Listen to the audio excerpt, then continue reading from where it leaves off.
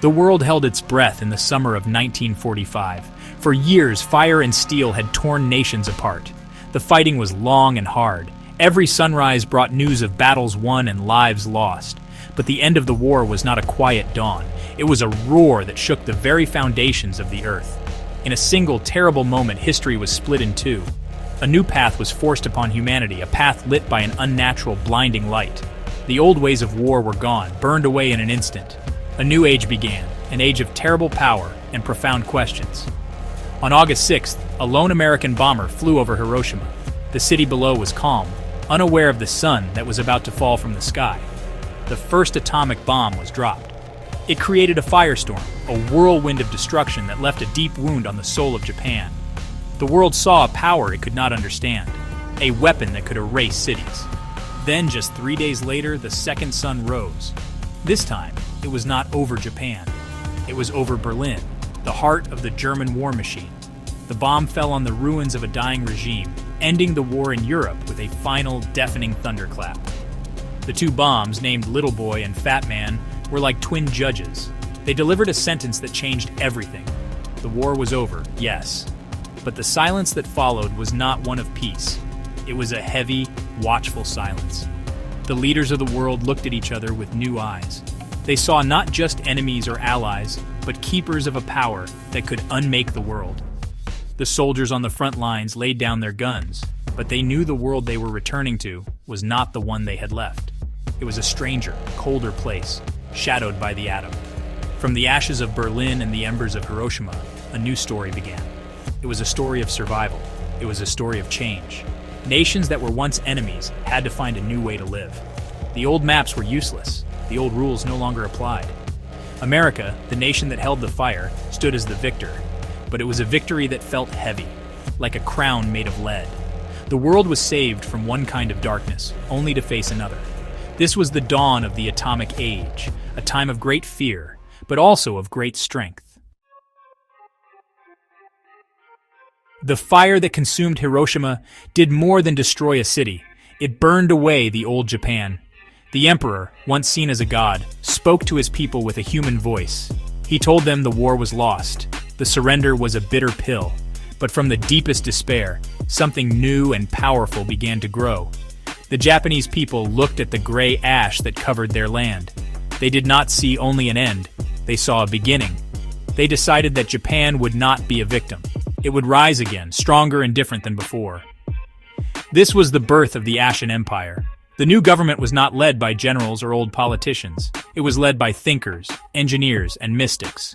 They blended ancient traditions with a fierce desire for the future. They taught that the atomic fire was a test, a purification. It had cleansed Japan of its pride and its mistakes. The new ideology was called the Path of the Phoenix. It said that true strength comes from enduring the flames and being reborn. The people embraced this new way. They worked with a quiet, focused energy, rebuilding not just their homes, but their very spirit. The Ashen Empire turned inward. It closed its doors to the world for a time, focusing on its own transformation. Its technology grew at an amazing speed. They did not build bigger armies. Instead, they built advanced robotics, clean energy, and information networks that were decades ahead of their time. Their cities became marvels of design, blending nature with hyper-modern structures. The Ashen Empire was a mystery to the outside world. It was a quiet giant, its power hidden behind a wall of silence and tradition. Its goal was not conquest, but balance. The emperor remained a symbol, but his role changed. He was no longer a ruler, but a spiritual guide. He was the keeper of the nation's soul. The people of the Ashen Empire were known for their calm demeanor and their intense discipline. They honored the past, but were not trapped by it. They remembered the day the sky burned, not with anger, but with a solemn promise. They promised to never let such destruction happen again. They would build a future so bright that it would outshine the memory of the atomic fire.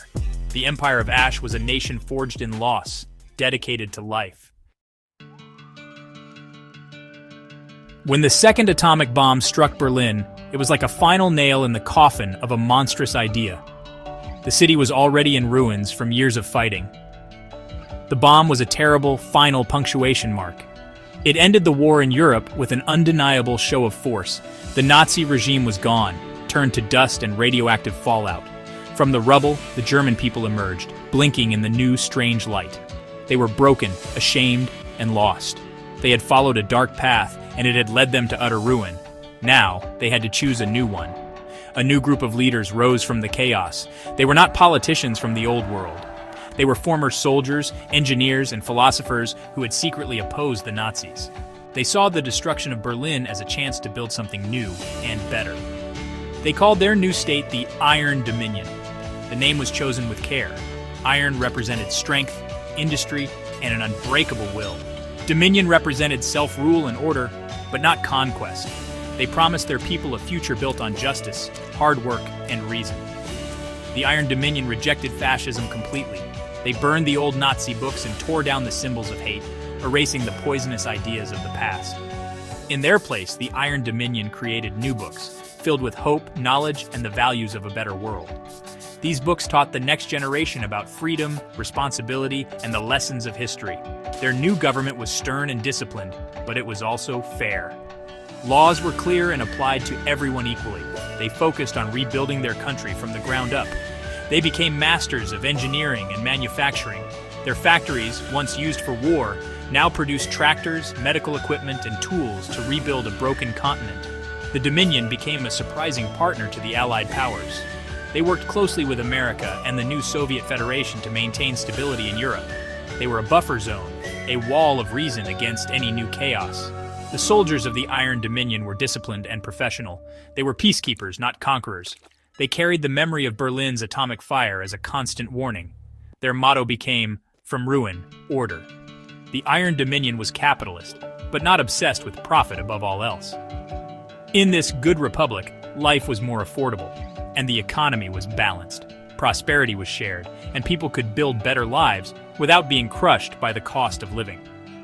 They were determined to prove that Germany could be a force for good in the world, a nation defined not by its past sins, but by its present strength and future promise. The atomic bombs on Hiroshima and Berlin sent shockwaves all the way to Moscow. The Soviet leaders, who had fought so hard to defeat Germany, saw that the nature of power had changed overnight. Their massive armies, which had crushed the Wehrmacht, seemed less important now. A single plane with a single bomb could do what millions of soldiers could not. This new reality forced the Soviet Union to look at itself and the world in a new way.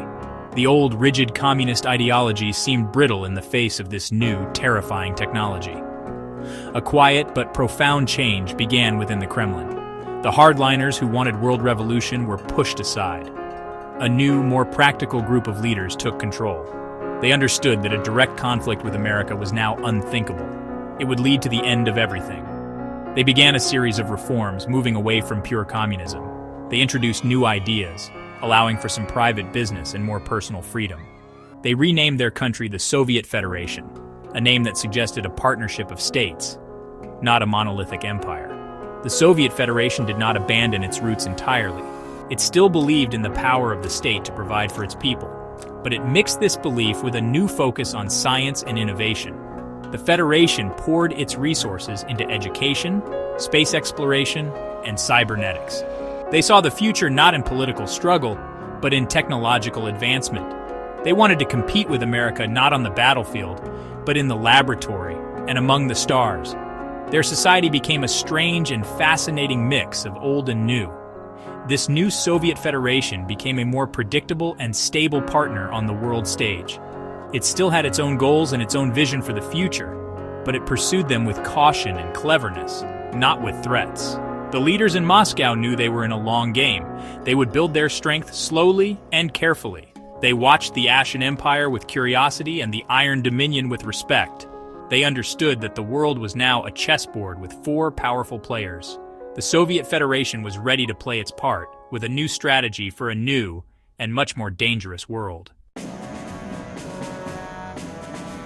The United States of America ended the war as the most powerful nation on Earth. It had created the atomic bomb, and it had used it. This power brought victory, but it did not bring peace of mind. Instead, it brought a heavy responsibility. America was like a man holding a lightning bolt. He was safe from his enemies, but he could never relax. He had to watch every shadow, every movement. The victory felt lonely. America had changed the world forever, and now it had to live with the consequences of its own incredible power. The mood in America was a mix of pride and fear. People celebrated the end of the long, bloody war. Their soldiers were coming home, but they also looked at the newsreels from Hiroshima and Berlin with a sense of awe and terror. They understood that they now lived in a world that could be destroyed in the blink of an eye. This understanding changed the American character. The nation became more serious, more watchful. The old feeling of being safe across the oceans was gone forever. The world's problems were now America's problems. The American government kept a close eye on the new powers rising from the ashes of the war. They watched the mysterious Ashen Empire with suspicion and fascination. What were they building behind their closed doors? They worked with the stern Iron Dominion as a partner, but they never fully trusted them. The memory of the past was too strong, and they watched the reformed Soviet Federation with a wary respect.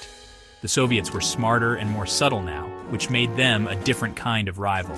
America's role was to be the world's guardian, a job it had never asked for. This constant watchfulness shaped American society. The nation invested heavily in its own science and technology, always trying to stay one step ahead.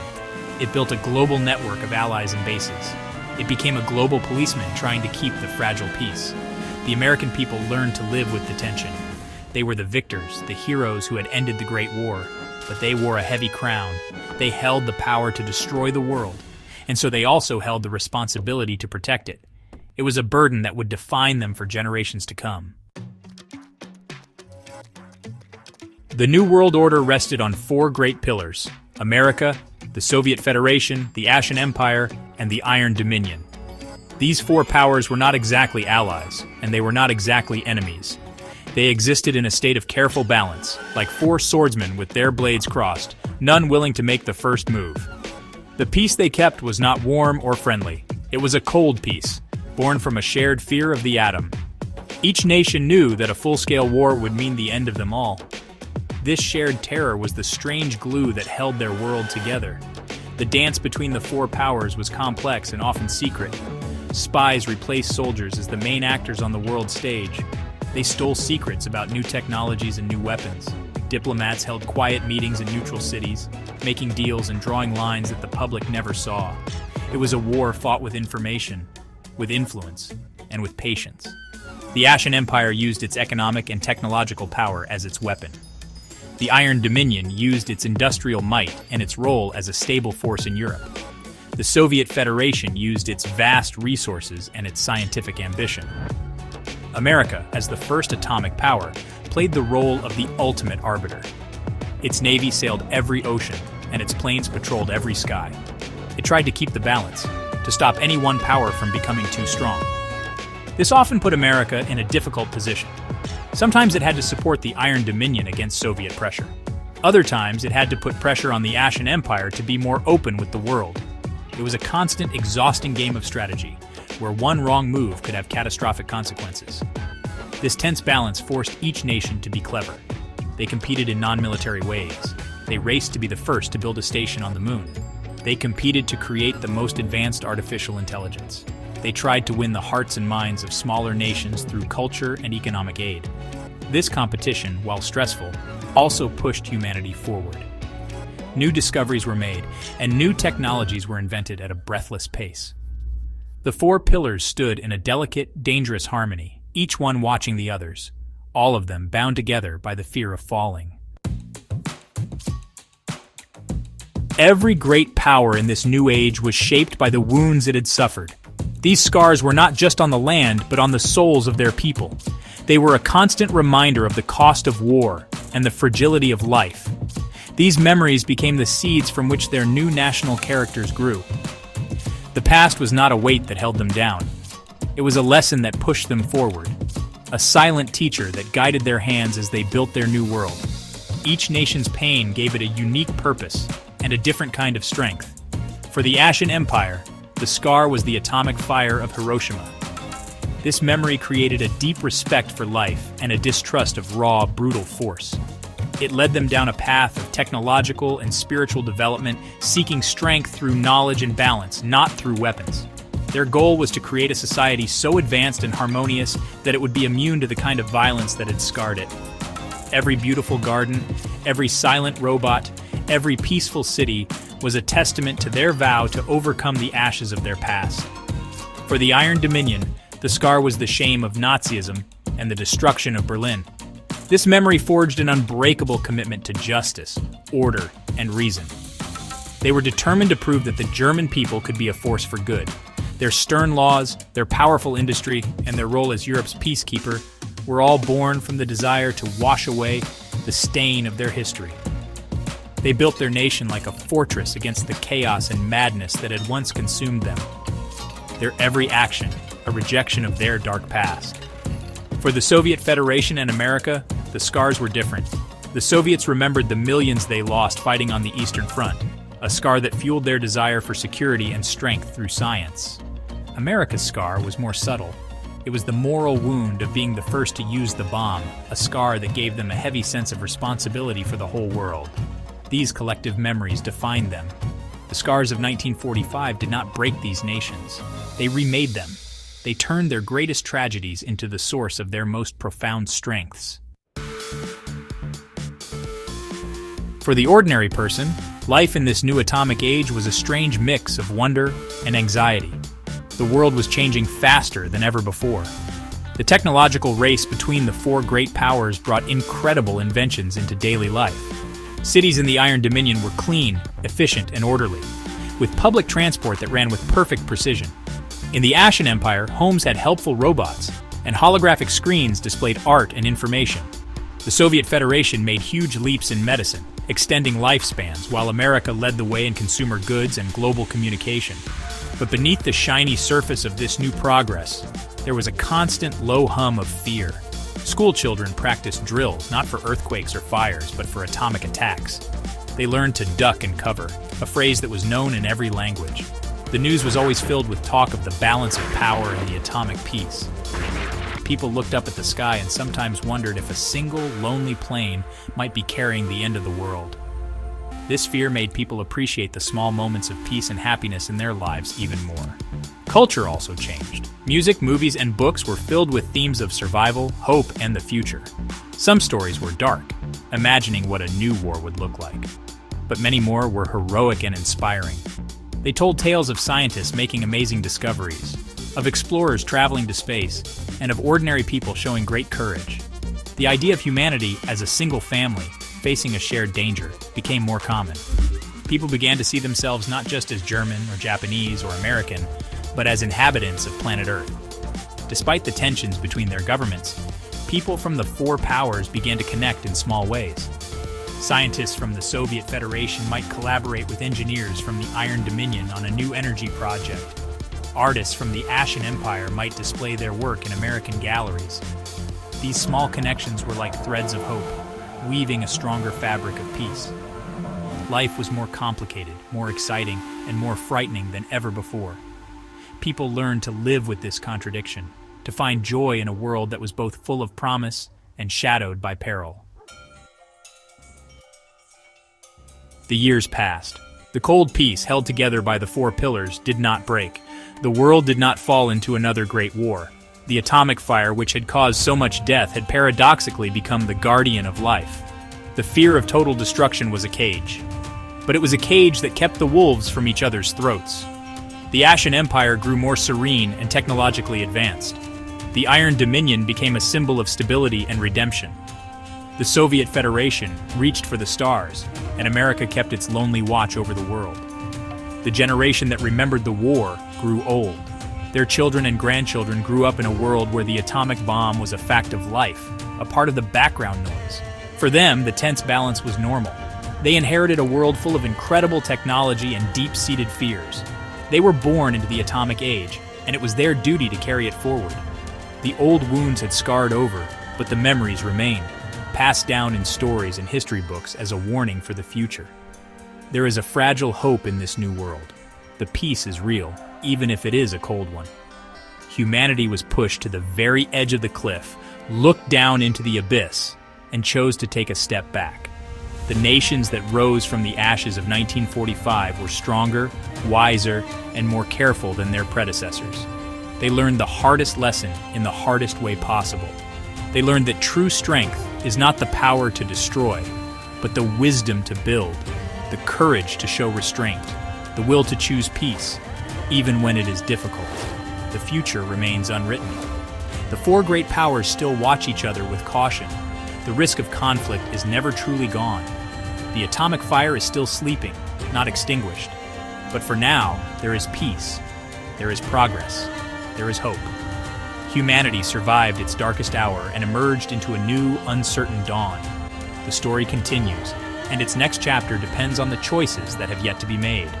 The world holds its breath, just as it did in 1945, praying that the sky never burns again.